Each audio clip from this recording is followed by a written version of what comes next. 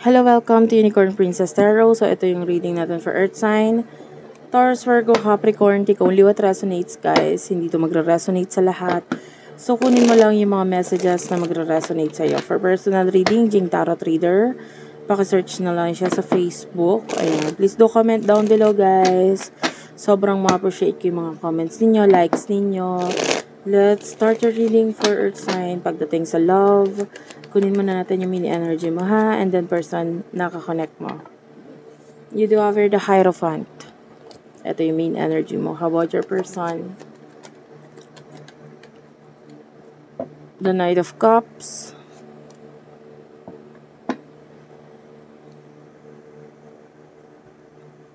Clarify ko itong the Hierophant. What's with the Hierophant?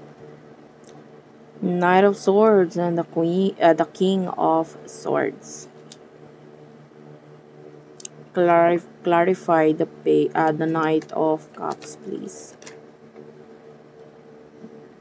The Emperor. The Page of Swords is here. Queen of Cups.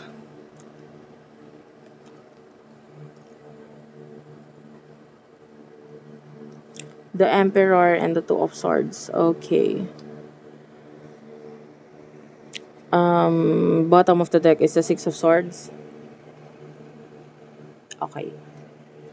So, you are a very spiritual person. At the same time, traditional. Yan. Maybe religious kind of person. Pwede rin namang hindi. But with the Knight of Swords, I feel like you're walking away sa connection. Lumalayo ka, umiiwas ka. With the King of Swords, kasi feeling mo ito yung tama. Ito yung dapat gawin. Ikaw yung dapat umalis. Ikaw yung dapat mag-adjust. Ikaw yung dapat umiwas. For your person, nakakita tayo ng a lot of interest, a lot of love with the Knight of Cups. Gusto ka niya, mahal ka na ng person na ito.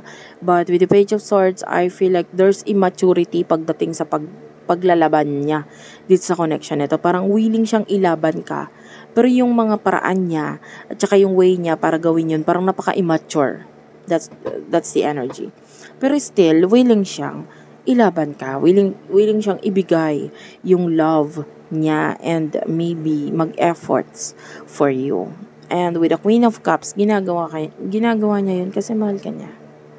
Gusto ka niya, kahit alam niya yung ugali mo, kahit ganyan ka na matigas ka or whatsoever, okay lang. Gusto kita. That's the energy of your person. Kaya kahit magpaka-immature ako, gagawin ko yung tingin kong tama para i-offer yung love ko sa'yo. That's the energy of your person. Kaya lang with the Emperor and the Two of Swords, parang, sige, ayaw mo, lumalayo ka, feeling mo hindi ito makakabuti para sa ating dalawa, then fine. Sige, kung ano yung gusto mong mangyari, yun na lang din. So, kung ikaw ay umiiwas and the person na ito nakikipagmatigasan din siya sa'yo. Both of you with the Six of Swords is moving on from the connection. Una sa lahat, nagkakaroon na ng problem or stressful energy dito sa connection nito. So, ito yung nagiging dahilan kung bakit parang kailangan na lang natin ilagay sa nakaraan kung ano man yung meron sa atin ngayon. Okay? So, that's your energy. Nagkakaroon ng pag-move on sa bawat isa sa inyo. Okay. So, ang nasa isip mo, you do have your Eight of Pentacles. You're focusing on your money. Money, career, ayan. Kung ano man yung pinagkakitaan, more andyan yung focus mo. Ito yung priorities mo. Kasi with the Four of Swords, kung ano man yung mga past na yan, maaaring ibinaon mo na sa past. Yan. So, with the Two of Pentacles, yeah, you're focusing on your career, money, and, yeah. For your person na nasa isip niya, the Hermit, yeah, that is Virgo energy. The Ten of Swords, nasa isip niya mag-focus sa sarili niya. Lumayo, umiwas sa'yo. Okay, I can see this person being quiet, silent, walang communication. With the Ten of Swords, kasi ine-end niya na to. Yan, nasa isip niya, dapat na lang ako mag-focus sa future. Dapat na lang, i-end ko na lang to. Ayoko na. Okay, with the Moon, there's a silence between the two of you. Silent connection. No? Wala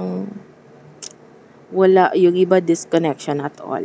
So, yung emotions. Let's talk about the emotions. Ano ba talaga totoong nararamdaman mo towards this person? Okay? Sa emotion mo, you do have your Damon. Okay. Major Arcana, Pisces, energy. So, ano pa yung emotions mo towards your person? Three of Wands, okay? And Six of Swords.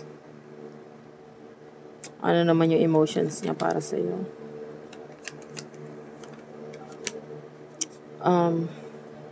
Three of Swords is your King of Pentacles. The Page of Pentacles. Chariot. Okay. Bottom of the deck is the Lovers. I don't know if there's another person na involved dito sa connection, but for some of you, yun yung nagiging rason, maybe a third party situation. Okay, emotion mo, okay, namimiss mo siya. And with the Moon, I feel like you're being secretive. Pwedeng pagdating sa emotion mo, sinisikreto mo or hindi mo sinasabi ito sa kanya. Maybe there are times na nasasaktan ka. Maybe there are times na talagang minahal mo siya, but the problem is hindi mo pwedeng sabihin ito sa kanya or hindi mo talaga sinabi at all. With the Three of Wands, nakikita natin na may miss mo siya. Ayan. You want to get his or her attention, pero in a way na hindi ikaw yung talagang lalapit or what, or ikaw yung mag-first move, parang ganun. Gusto mo lang makuha yung attention niya, pero hindi ikaw yung para mag-first move or gumawa ng action. And with the Six of Swords, still your... Guys, parang may nakita pala ako. I don't know kung may nag-chat ba sa'yo or what, this could be a reading. Anyway, with the Six of Swords, nakikita natin yung pag-move on mo pa rin. Gusto mo lang pansinin ka niya, pero nag-move on ka pa rin. So, with regards to your person, nandun yung nasaktan mo siya eh. Umiiwas at lumalayo itong person na to kasi nasaktan mo siya. And with the Page of Pentacles, I feel like importante ka sa kanya, naging special ka sa kanya. Pero with the Chariot, hindi niya kasi naramdaman na special siya para sa'yo. So, fine. Alis na lang ako, iwas na lang ako. Nasaktan mo rin talaga tong taong to. Saktan mo rin siya. Pero ngayon, more on ang priorities niya rin is may kinalaman sa money. But still, ito yung mas pinangugutan niya. Yung sakit na binigay mo sa kanya, mas pinangugutan niya na lang na, hindi, mag-focus na lang ako sa career ko, sa money ko, or sa studies ko because wala na rin naman ako mapapala. Na high chance yung nasa isip niya, wala na siyang mapapala sa'yo. So, what will happen in the future for the both of you?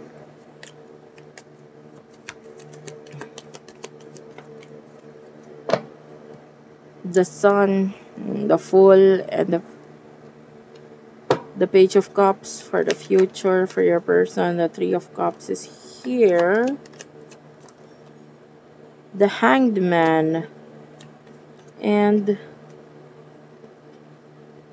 I feel like I need to get this. Kahit napakarami nitong huling cards na lumabas, I feel like I need to get this. Okay, I will take this. Ten of Cups, Four of Wands, the Magician, the Four of Pentacles, and the Star. Okay. Yung hindi ko ina-expect actually. Kasi pareho naman na kayo parang willing mag-let go eh. And both of you maybe are trying to, move on. Okay? Pero, hindi pa tapos ang lahat sa inyo. I can see ang pagbabalik nitong taong to sa buhay mo to offer you something. And itong offer niya makakapagpasaya sa'yo. Ang kailangan mo lang is mag-take ng risk. May offer and then you need to take a risk dito sa offer na ito. I can see happy family, marriage, relationship sa inyong dalawa ng taong to kung iisipin ninyo yung sarili ninyo with the Four of Pentacles. The Star mo, kuha mo yung mga bagay na minamanifest mo, yung mga pangarap mo kasama tong taong to. And with the Magician,